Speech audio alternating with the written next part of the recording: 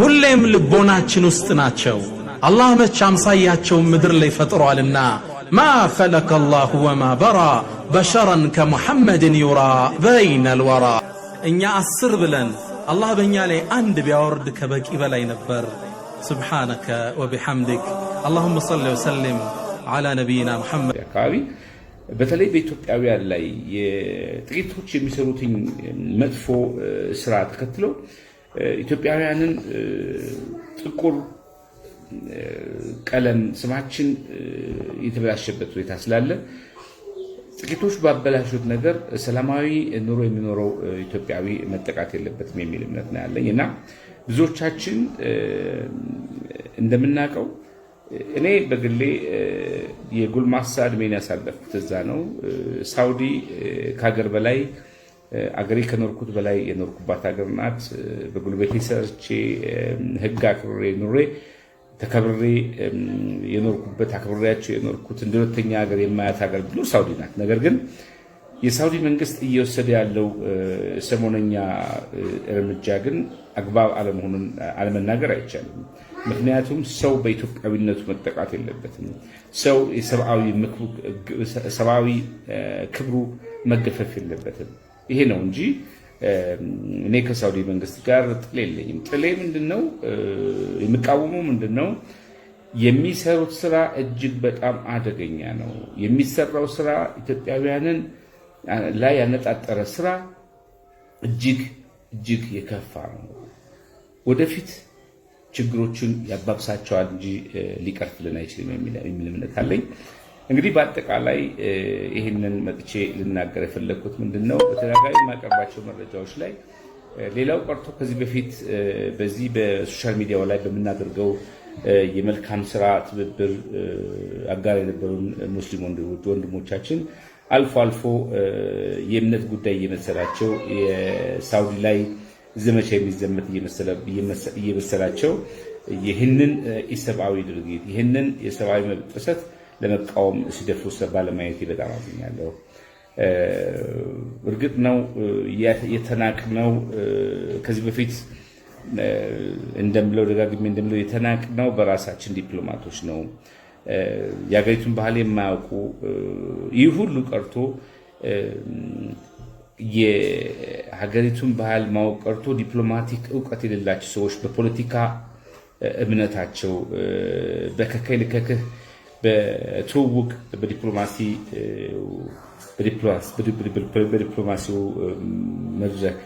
መድረክ በዲፕሎማሲው ቦታ ላይ እንዲቀመጡ በመደረጉ ኢትዮጵያውያን መብታችን የሚያስከብልና ጠን ስማችን ረክሶ በሳውዲ አረቢያ እንከበርበት በነበረው በሳውዲ አረቢያ ውስጥ ተንቀን ለመኖራችን እኔ ራሴ ምስክር ነኝ።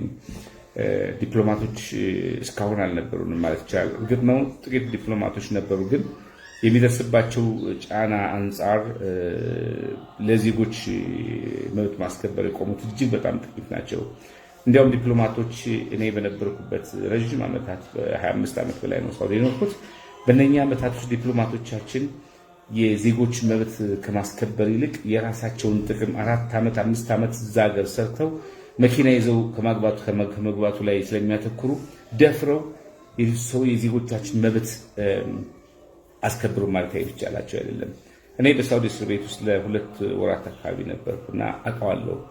የታሰረ ዜጋን እኮ የሄዱ የሚጠይቅ የዲፕሎማሲ ቻናል የለም። ያም ቢሆን ይሁን ቢባል አሁንም በሳውዲ መንግስት ላይ ሳውዲ መንግስት እየወሰደ ያለውን እርምጃ በቀጥታ እየተከታተሉ በዜጎቻችን ላይ እንዲህ ነገር መሰራት የለበትም፣ በዜጎቻችን ላይ በሰላማዊ ዜጎቻችን ላይ ህጋዊ ዜጎቻችን ላይ የመብት ጥሰት መደረግ የለበትም በሚል ተቃውሞ እንደውም ፍተሻ የሚደረጉባቸው ቦታዎች ላይ እየሄዱ ያለውን የአያያዝ ሁሉ መካተት ይገባቸው ነበር። ነገር ግን ይሄ የተደረገ አይመስለኝም። ሌላው ቀርቶ በቅርቡ እንደውም ወደ ኤምባሲ እንዳትመጡ የሚል አንድ ማስታወቂያ አይቼ እንደዛ ተስተካክሎ መለጠፉን አስታውሳለሁ። ሰው ከኤምባሲ ውጭ ወዴት ሊሄድ ይችላል? ከተቸገረ፣ ከተሳደደ፣ ቤቱ እንዳያድር ከተደረገ የት ነው ሊሄድ የሚችለው? ከኤምባሲ ውጭ እኮ መሄጃ የለውም። ስለዚህ ሰው ከተቸገረ ሊሄድ የሚችለው ወደ ኤምባሲው ነው። ወደ ኤምባሲ አትምጣ፣ የሚባለው ነገር በፍጹም ሊሰራ አይችልም። ምክንያቱም ሰው ችግር ካለበት የሚሄድበት ቦታ ካጣ ወደ ኤምባሲው ነው የሚሄደው። ኤምባሲው እኮ ሀገሩ፣ ኤምባሲው እኮ መጠሪያው ነው። ኤምባሲው እኮ ክብሩን የሚያስጠብቅበት ቦታ ነው። አለመታደሉ ነው ይሄ ያልተደረገልን እንጂና እርግጥ ነው ምክሩ ወደ ኤምባሲ ስትመጡ ህጋዊ መኖሪያ ፈቃድ የላችሁ ትያዛላችሁ ከሆነ መልካም ነው። ነገር ግን ሰው አማራጭ ካጣስ፣ በሚሄድበት ቦታ ከተሳደደ፣ ሱቅ ሲገባ ተሳደደ፣ ቤቱ ከተሰበረበት የት ሊሄድ ይችላል? ስለዚህ እኛ ዲፕሎማቶች ወደ ኤምባሲ አትምጡ ሳይሆን ማለት ያለባቸው እኛ እንመጣለን፣ እዛው ጠብቁን፣ ካላችሁበት ቦታ ሂዱ፣ ህጋዊ ከሆናችሁ አትነኩም ቢባል እኮ ችግር እኮ የለውም። እንመጣላችኋለን ነው እንጂ አትምጡብን አይባልም። እና አጠቃላይ የሰሞነኛው ሁኔታ እጅግ በጣም ያሳዝናል። እንደው ከዚህ አንጻር መረጃን በመስጠቱ ረገድ የተለያዩ ነገሮችን በማድረጉ ረገድ እጅግ በጣም ትልቅ ስራ እየሰራ ያለው የጅዳ ቆንስል መስሪያ ቤት ነው። የጅዳ ቆንስል መስሪያ ቤት ከዚህ ቀደምም ደጋግሜ እንዳልኩትኝ ካለፉት 3 ዓመታት ወዲህ እጅግ ከፍተኛ መሻሻል ያሳየ የቆንስል መስሪያ ቤት ሚስዮን ነው። ለሚደረገው ነገርም ትልቅ ክትትል እያደረገ በተሻለ መጠን እስረኞችንም በሚመለከት ብዙ ክትትል እንደሚያደርግ አውቃለሁኝ። ነገር ግን ከአቅማችሁ በላይ የሆነ ችግር ነው ያለው። በተለይም የኮሮናን በሽታ ወረርሽኝ ተከትሎ ከ40 ሺህ በላይ የሆኑ ዜጎች በአሁኑ ሰዓት እዛው ሳውዲ እስር ቤቶች ይገኛሉ። እነኚህን ለማምጣት የተጀመረው ከጥቅምት ጀምሮ ነው። እነኚህን ዜጎች ከእስር ቤት ለማምጣት ከእስር ቤት ለማምጣት በተደረገው ዘመቻ ውስጥ በሳምንት ከ700 እስከ 1000 የሚደርሱ በወር ወደ 4000 የሚሆኑ እስረኞች በመግባት ላይ ነው ያሉ።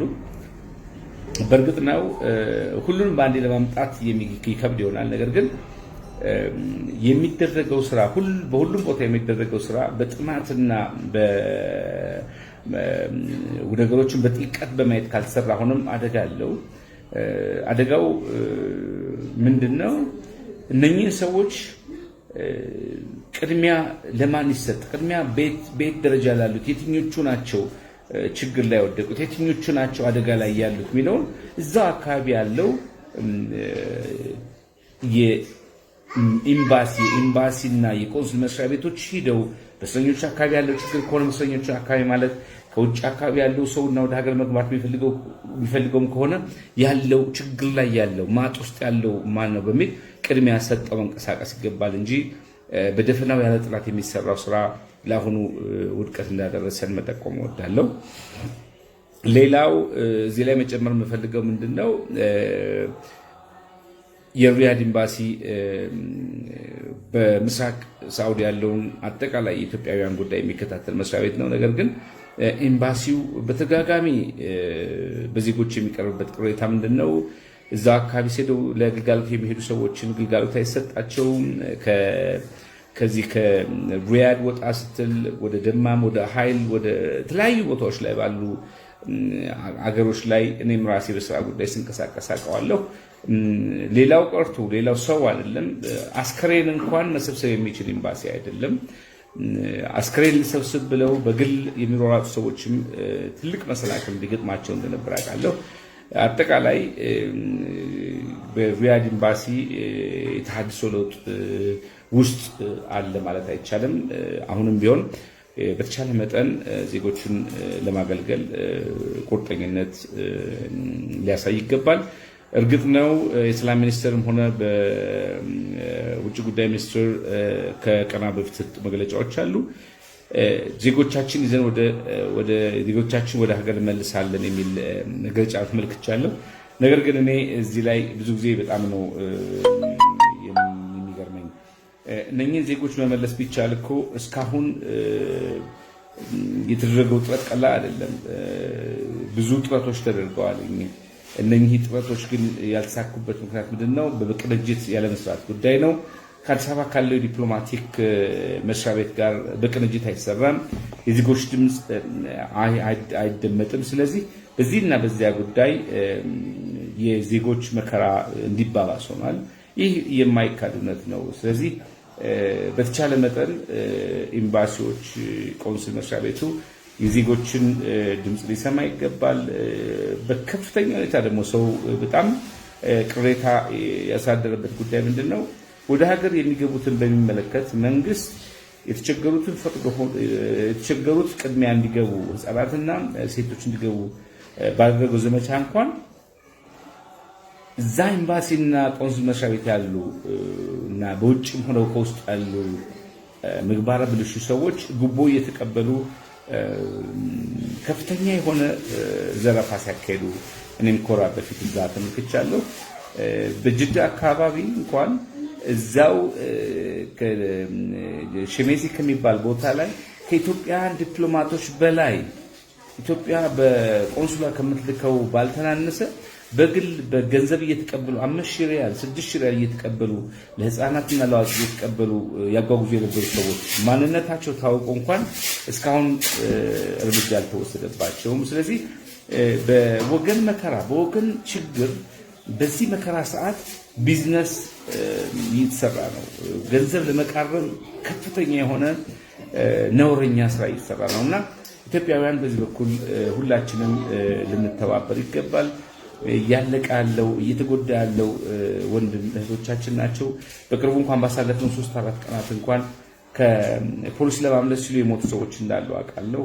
በእስር ቤት የሞተ አንድ ህፃን እንዳለም ሰምቻለሁ። ነገሮች በዚህ ከቀጠሉ በእውነት እንደ ሀገር አሳፋሪ ደረጃ ላይ እንደርሳለን። ምናልባትም ሁኔታው ከሳውዲ ወደ ሳውዲ ከዚህ በፊት ልናስብ የምንችለውን ነገር እንኳን እንዳናስብ የሚያደርግ ይመስለኛል እና በሁለቱ ሀገሮች መካከል ከፍተኛ ቅሬታ ሊፈጥር የሚችል ነገር እንዳይፈጠር በመናበብ መሰራት አለበት። ሁላችንም ግን መገንዘብ ያለብን ነገር ምንድነው? ይህንን የዜጎች ሰብአዊ መብት ተጥሷል የሚል ድምጻችን ማሰማት ማለት የሳውዲ መንግስት መቃወም ማለት አይደለም። እስልምና መቃወም ማለት አይደለም። የሳውዲ መንግስት ህገወጦችን እያሳደደ ህገወጦችን ድራሻቸው ሊያጠፋቸው ይችላል። በዚህም እርምጃው እጅግ በጣም ከፍተኛ ቁጥር ያላቸው ሰዎች በእስር ቤት ይገኛሉ። እነኚህ 40 ሺህ ከታሰሩት መካከል እኮ በአብዛኛው ባይባል በተወሰነ ደረጃ እኮ በወንጀል ሲያደርጉ ተይዘው እኮ የታሰሩ ሰዎች ናቸው። በጀዛንና በአሲር ግዛት ውስጥ በደላላነት በተለያየ መንገድ በተለያየ ህገወጥ ስራ አስረው የነበሩ ሰዎች እኮ እስር ቤት ገብተዋል። እንደነኚህ ሁሉ ጅዳ ውስጥ ችግር አለ ከተባለ፣ ሪያድ ውስጥ ችግር አለ ከተባለ፣ ደማም ውስጥ ችግር አለ ከተባለ እነኚህን ወንጀለኞች ያለ ኃይላቸውን አሰማርተው መንጥረው ማውጣት ነው እንጂ ምንም የማያደርገውን ዜጋ ምንም ያልሰራውን ዜጋ እንዴት ቤቱ እየተበረበረ ፈተናው ነው ያለ እንዴ? በሰላም አገሪቱን ህግ አክብሮ የኖረ ሰው እንዴት በደል ይደርስበታል? ይሄ እኮ ዓለም አቀፍ ህግንም እኮ መጣስ ነው።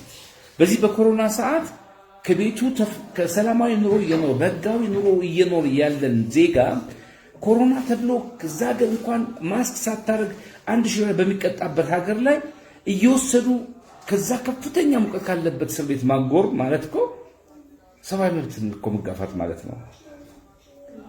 እርግጥ ነው ኢትዮጵያውያን እጅግ በጣም ከፍተኛ የሆነ ወንጀል የሚሳተፉ ኢትዮጵያውያን አሉ፣ ሌሎች ዜጎችም አሉ። እነኚህን አሳደው መያዝ ያለበት የደህንነትና የፖሊስ መስሪያ ቤቱ ነው።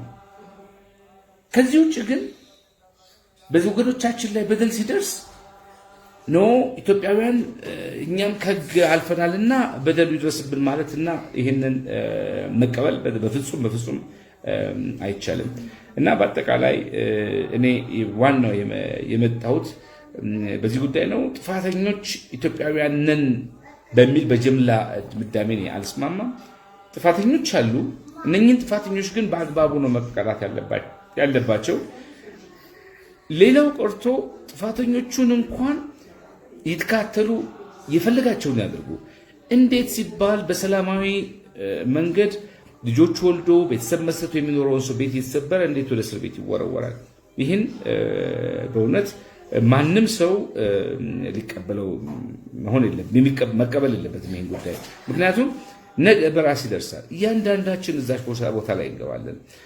በዚህ ሙቀት፣ በዚህ በሽታ፣ በዚህ ወረርሽኝ ባለበት ሰዓት ላይ የቤተሰብ አባላትና ደካሞች እየተጎተቱ እስር ቤት ከወደቁ የሚደርሰውን አደጋ በእውነት ማሰብ ነው ያለብን። ይሄ የሃይማኖት ጉዳይ አይደለም፣ ይሄ የዘር ጉዳይ አይደለም፣ ይሄ የፖለቲካ ጉዳይ አይደለም፣ የሰውነት ጉዳይ ነው። ስለዚህ አሁንም የሳውዲ መንግስት በዜጎቻችን ላይ የወሰደውን እርምጃ መጣራት አለበት። ወደ ሳውዲ የገባው አጣሪ ኮሚሽን በዜጎች ላይ የደረሰውን ግፍ ሁሉ አጽድቶ በመጠየቅ በቀጥታ ይህን ሪፖርት በማድረግ ወደፊት እንዲህ አይነት ነገር እንዳይደገም አስተማሪ ስራ መስራት ያለበት ይመስለኛል። እንደሚታወቀው ነው አሁንም እኔ ስጋት ያለኝ የኮሚቴ የሚዋቀር ወደ ሳውዲ የሚሄድ ብዙ ኮሚቴ ላይ ያለው ችግር ምንድነው? ኢትዮጵያውያንን ታች ወርዶ መሬት ላይ ወርዶ አይጠይቋቸውም። በልማት ማህበር፣ በፖለቲካ ድርጅት፣ በአደረጃጀት፣ በኤምባሲ እየተባለ እነኚህን ሰዎች ገና ከቢሮ ሳይወጡ እያጠመቁ ሰውን ሳይቀር ይሄ እንደዚህ ነው እያሉ እየጠቆሙ ትክክለኛ መረጃ እንዳይደርሳቸው የሚያደርጉት በዚህ በኤምባሲ አካባቢ ተኮልኩሎ የሚገኙ ደላላዎች ናቸው።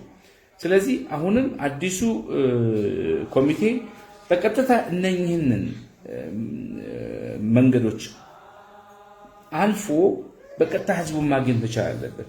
ህዝቡን ሊያገኝበት የሚችለውን ጉዳይ ራሴ ሊረዳቸው ይችላሉ። እጅግ በጣም መናገር የሚችሉ በዛ ሀገር እጅግ በጣም ረጅም ጊዜ የኖሩ የተከበሩ ኢትዮጵያውያን እኮ አሉ። እነኚህ ሰዎች እኮ ኤምባሲና ቆንሶች ስለማያቀርቧቸው ነው እኮ። ልምዳቸውን ቢያካፍሉን እኮ ነገ ከሚደርስብን መከራ ያድኑናል። ከኢትዮጵያ ኤምባሲና ከኢትዮጵያ ቆንስል መስሪያ ቤት እኮ በግለሰብ ደረጃ ዜጎችን የሚረዱበት መንገድ እጅግ በጣም መጠነ ሰፊ እኮ ነው። ይጠበቅን ያለነው እኮ መልካም ኢትዮጵያውያን ከሳውዲ መንግስት ባለስልጣን ጋር ባላቸው ግንኙነት ነው።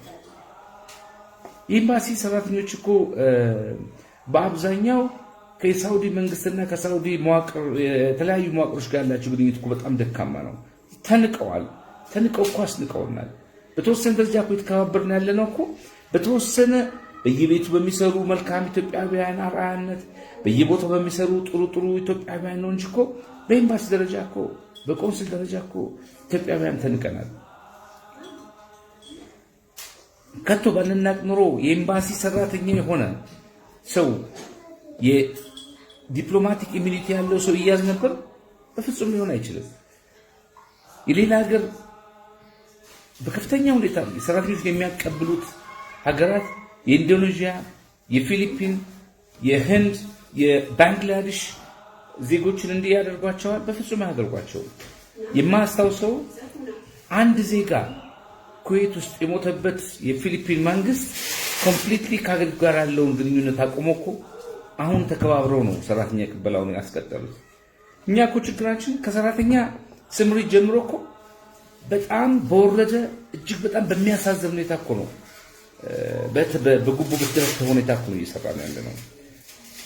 ሌላው ቀርቶ የዶክተር አብይ መንግስት ከመጣ በኋላ ነገሮች ትራንስፓረንት ይሆናሉ ሲባል እኮ የሰራተኛ አቅርቦቱን እንኳን ብናስተካክለው የሰራተኛ አቅርቦት በከፍተኛ ቁጥር ኢትዮጵያውያን ሊሰሩ የሚችሉበት በሳውዲ አረቢያና በኤሚሬት እኮ ሊሰራ የሚችለው ስራ እኮ አሁን እኮ በእጅ አዙር እኮ በጉቦ እየተሰራ ነው ያለው እኮ። እነማን ናቸው አሁን ወደ ዱባይ እና ወደ ተለያዩ ሀገራት እየላኩ ያለው? እነማን ናቸው በሊባኖስ በኩል በኢራቅ ኢትዮጵያውያንን እያገቱ በአሁኑ ሰዓት ከፍተኛ ሮሮ የሚሰማው? ሊባኖስ ውስጥ ሰዎች ታግተው ወደ ኢራቅ አልተወሰዱም? ሶሪያ ውስጥ ኢትዮጵያውያን አሁን በቅርብ የሄዱ ኢትዮጵያውያን እየሰሩ አይደለም? በሱዳን በኩል በኬንያ በኩል እየጠፋ በዱባይ እየተገባ ወዴት ነው የሚሄደው ሰው? ስለዚህ እኛም እንደ ኢትዮጵያዊ በእውነት በዚህ ስራ ላይ የተሰማራን ሰዎች ልናፍር ይገባል። ለሆዳችን ብለን ዜጎቻችን እየሸጥን አሁን የደረሰው አይነት ዘመቻ ሲመጣ ማልቀስ ሁላችንም የሚጠቅም አይደለም። በአጠቃላይ ትንሽ ስሜታዊ ይሆናል፣ ይቅርታ አድርጉልኝ። በአጠቃላይ ኢትዮጵያውያንን ያስናቆን የኛው መንግስት ዲፕሎማቶች ናቸው። በአሁኑ ሰዓት የተሻለ ነገር ያለ ይመስለኛል። ያም ሆኖ በሪያድ ኤምባሲ ላይ ከፍተኛ የሆነ ተሐድሶ ያስፈልጋል ብዬ ነው የማምነው። ጠቅለል ለማድረግ ግን ኢትዮጵያውያን በሳውዲ የምንኖር ኢትዮጵያውያን በተለይ በባህር የገባ ኢትዮጵያውያን በጉልበት ሰርተው ራሳቸውን ደግፈው ቤተሰብ ደግፈው የሚኖሩ እንዳሉ ሆኖ በህገወጥ የሰው ማዘዋወር የተሰማሩ በአልባሌ መጠጥ ሽያጭ በተለያየ ነገር እጅግ በጣም ለመጥቀስ እንኳን በጣም በሚያሳፍር ሙያ ላይ የተሰማሩ ህገወጥ ኢትዮጵያውያን አሉ። እነኚህን ሰዎች አይደለም የሳውዲ መንግስት እኛ ኢትዮጵያውያን ማለታችን ተጠቋቁመን ማስወገድ አለብን። ምክንያቱም ያሁኑ ጸር የሆኑን እነኚህ ክፉ ሰዎች የሚሰሩ ስራ ነው ምክንያት ይሆናል። ምንም እንኳን የሳውዲ መንግስት የነሱን በጥቂቶች ብሎ እኛን በአብዛኛውን ሰው በደል ማድረሱ ቢያሳዝነንም ትልቁን ጥፋት ያጠፉት እነኚህ በኤምባሲ ተኮልኩሎ የሚገኙ በየቆንሱል ተኮልኩሎ የሚገኙ የመጠጥ ነጋዴዎች፣ ሐሺሽ ነጋዴዎች፣ የተለያየ ስራ የሚሰሩ ርካሽ ነውረኛ ኢትዮጵያውያን ስራ ነው አሁን ሰው እያስጠቃለው። ይሄን በግልጽ መናገር አለብን። በየሳውዲ አውራ ጎዳናዎች በተለይ በሪያድ እኔ በተደጋጋሚ ሲሄድ የተመለከትኩት ነገር ምንድነው?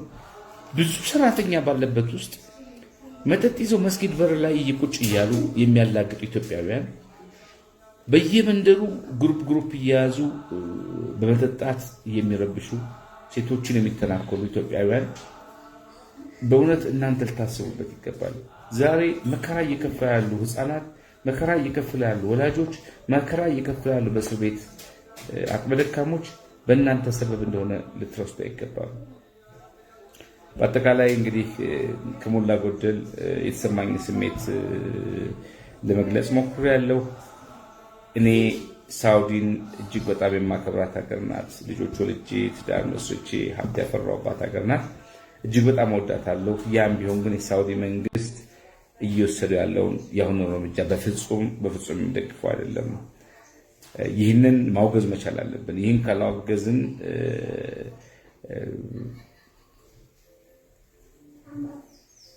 ነውርም ነው። ዜጎቻችን ላይ የሚሰራው ስራ ስርዓቱን ህጉን አክብሮ የሚኖሩ ዜጎች ቤታቸው እየተቆረቆረ በሌሊት እንቅልፍ ያጡበት ሁኔታ በምንም መንገድ ተቀባይነት የለውም። እዚያው ሀገር ተወልደው አድገው ምንም የማያውቁ ሌላው ቀርቶ አንዲት እናት ሲገልጹልኝ ከጥቂት ደቂቃ በፊት ልጃቸው ታስሮባቸው ሲገልጹልኝ የኢትዮጵያን ብሔራዊ መዝሙር እንኳን የማያውቁ የሳውዲን ባህል የወረሱ የሳውዲን የወጠኔ መዝሙሮችና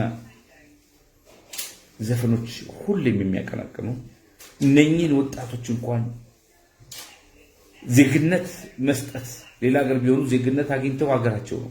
እዚህ ሀገር ግን ከ10 ዓመት ከ15 ዓመት በኋላ ቤታቸው ለመውጣት ነውር ሆኖ ሱቅ ሲሄዱ የሚያዙበት ሁኔታ ነው ያለው። እጅግ በጣም ያማል። እነሱ ቦታ ላይ ሆነን ብናየው በጣም ነው የሚያመው። ተወልደው ባደጉበት ሀገር የዜግነት መብት እንኳን ቢነፈጋቸው ከቤት ወጣው ለወላጆቻቸው ዕቃ ለመግዛት አልቻሉም። ዛሬ ሪያድ ላይ የተሰራው ይሄ ነው። ከቤት የወጡ ህፃናት፣ ወጣቶች ታስረዋል። ይህንን ጉዳይ በእውነት ከሳውዲዎች ጋር ቅርበት ያላቸው ኢትዮጵያውያንም እንደው ልነግራቸው ይገባል። እጅግ በጣም ጥሩ አይደለም። ሀገራችን የሚሉት የኔ ልጆች እዚህ መጥተው የሚሰሙት ነገር የሳውዲን የትራዲሽናል የባህላዊ ሙዚቃዎች ነው። ንግግራቸው አረብ ሲያዩ በጣም ደስተኞች ነው የሚያወሩት። ያንን መንፈስ ነው እየተገደለ ያለውና ይህን የምለው። በተረፈ ለማጠቃለል ያህል ኢትዮጵያውያንን በሳውዲ አረቢያ ውስጥ ኢትዮጵያውያን ምን እየሰሩ ነው ብንል እጅግ በጣም በርካታ ፕሮፌሽናል አሉ። ሙያቸውን አውቀው ሙያቸውን አክብረው በንግዱ በተለያዩ ኩባንያዎች የሚሰሩ ኢትዮጵያውያን አሉ። የዛን ያህል ደግሞ ጥቂት ኢትዮጵያውያን ደግሞ በመጠጥ ስራ የተለያዩ ነውረኛ ስራ ሰርተው እጅ ከፍንጅ ተይዘው የሚሰሩበት ሁሉ ፋብሪካ ተይዞባቸው የተለያዩ መረጃዎች ሁሉ እኔ በግል አይቻለሁ እና ነገር ግን እነኛ ጥቂት ኢትዮጵያውያን በሰሩት ነውር ብዙ ሰው መጠቃት የለበትም ነው ዋናው የኔ መልእክት። ይህንን ደግሞ እንደ ሰው መቃወም መቻል አለብን ነው የምለው። እንግዲህ በተረፈ ዘርዘር ባለ የስደተኛ ተመላሾች ጉዳይ አሁን እየተደረገ ባለው ዘመቻ ዘርዘር ያሉ መረጃዎችን ዛሬ ከምሽቱ 12 ሰዓት ጀምሮ በአሃዱ ራዲዮ ላይ ከወዳጄ ከጋዜጠኛ ጥበበና ከዶክተር ከተለያዩ ጓደኞቻችን ጋር ውይይት እናደርጋለን። እዛ ላይ ተጠብቁ ይችላላችሁ። በተረፈ ኢትዮጵያውያን በህገወጥ ስራ የተሰማራችሁ ሰዎች እባካችሁ ለንጹሃን ስትሉ ከስራችሁ ተቆጠቡና ሰላማዊ ኑሮ ይኖሩበት። ይህ ሁሉ መከራ የመጣው በእናንተ ሰበብ ነውና እባካችሁ ሰበብ አትሆኑባቸው። ህጋዊ ኢትዮጵያውያንና በሳውዲ የምትኖሩ ኢትዮጵያውያን ደግሞ ለማስተላለፈው መልእክት ነገሮች አሁንም ቀላል አይደሉም። የተወሰኑ ቦታዎች ላይ የመረጋጋት ሁኔታ ይታያል። በአብዛኛው ቦታ ግን አሁንም በብስጭትና በንዴት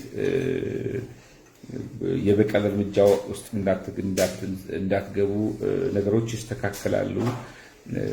ስለዚህ ሁሌ ሁኔታዎች እስኪረጋጉ በአብዛኛው ቤታችሁ ሁላችሁ ለማሳለፍ ሞክሩ።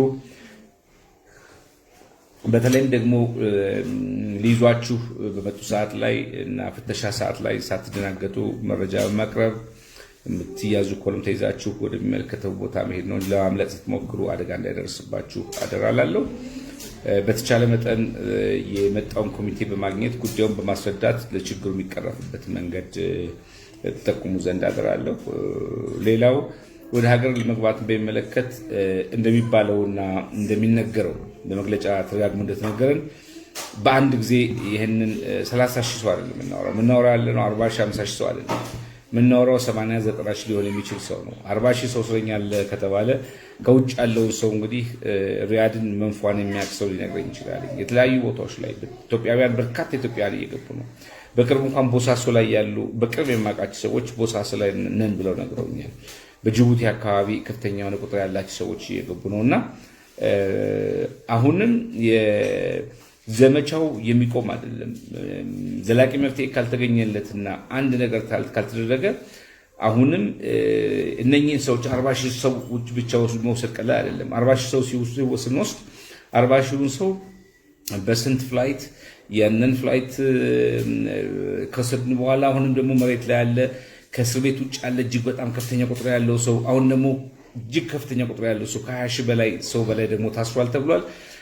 እንግዲህ የምናስበው በሳምንትና በሳምንታት ውስጥ ይጀምራል የተባለው ወደ ሀገር የማስገባት ዘመቻ በጥናት ይደረግ የሚለው ምንድነው? በትክክል ይሄ ነገር በእውነት ለመሰራቱ ፍራቻ ስላለኝ፣ ምክንያቱም በጥናት ካልተሰራ እጅግ ከፍተኛ ቁጥር ያለውን ሰው በአንዴ በሳምንት ወይም በወር ውስጥ ወደ ሀገር ማስገባት በፍጹም የሚቻል አይመስለኝም። ምናልባት በቀን 5-6 አውሮፕላን ማሰማራት ይቻል ይሆናል። ነገር ግን ለዚህ ኢኮኖሚ አለ ወይ? ከኢኮኖሚውም በላይ ደግሞ ኢትዮጵያ ውስጥ ሲገቡ እነኚህ ሰዎች የት ነው የሚቀመጡት? በተለያዩ ወንጀሎች ተሳትፈው የነበሩ ከእስር ቤት የመጡ ሰዎች ከማህበረሰቡ ጋር ሲቀላቀሉ ያለው አደጋ ምን ይመስላል? በአሁኑ ሰዓት ትግራይ አካባቢ ያለው ነገር ሁላችን የምናውቀው ነው። እነኚህ ሰዎች መጥተው በትግራይ አካባቢ የተፈናቀሉ ቤተሰቦቻቸው የሚኖሩት እነኚህ ወጣቶች መጥተው ወዴት ነው የሚገቡት? ይሄም ሌላ ጥያቄ ነው። በሳውዲ ያሉት የዜጎች ጉዳይ በነገራችን ላይ እንዲህ ቀላል እንደሚታሰበው በሳምንት እናስገባለን በወር እንደምናስገባለን እንደሚሉት አይደለም። ከፍተኛ የሆነ የብሔራዊ ደህንነት ስጋት ያለበት ጉዳይ ነው። ከፍተኛ የሆነ የሰው ሰብዕና ያካተተ ጉዳይ ነው እና በአጠቃላይ ነገሮቹን በስሜታዊ ሳይሆን ረጋ ባለ መንፈስ ማየት ይገባናል። ሁሉም እንደምለው ሳውዲዎችን በተለይም ደግሞ የሳውዲ በአሁኑ ሰዓት ላይ ያሉ አመራሮችን ልብ ይስጣቸው ነው የምለው። በእውነት ልብ ይስጣቸው ነው የምለው። ምክንያቱም በሀበሻ ስም ሰውን ማሳደድ፣ ሰላማዊ ኑሮውን ማናጋት ሃይማኖቱም የሚፈቅደው አይደለም። የሃይማኖት አባቶች በተቻለ መጠን የሳውዲ ሃይማኖት አባቶችን በየመስጊዱ እየሄዳችሁ ብትመክሯቸውና ለመንግስታቸው ምክር ቢያቀርቡ መልካም ነው። በጅምላ የሚደረገው ዘመቻ እጅግ በጣም ሀገር ይጎዳል፣ ግንኙነታችን ያበላሻል የሚል መልእክት አለኝ። ሁላችሁንም ስላዳመጣችሁና ስለተከታተላችሁኝ አመሰግናለሁ። አይዟችሁ፣ ሁሉም ነገር ያልፋል፣ የማያልፍ ጊዜ የለም። ራሳችሁን ጠብቁ፣ ከበቀል ራሳችሁን አርቁ። ለሳውዲ የጸጥታ ኃይሎች ትብብር አድርጉ። አካባቢያችሁ ህገወጥ ሰራተኞችን አርቁ። ይህን ካደረጋችሁ የተሻለ ነገር ይመጣል ብዬ ገምታለሁ። ሁላችሁም አመሰግናለሁ። ጥንቃቄ አድርጉ። ሰላም ሁኑ።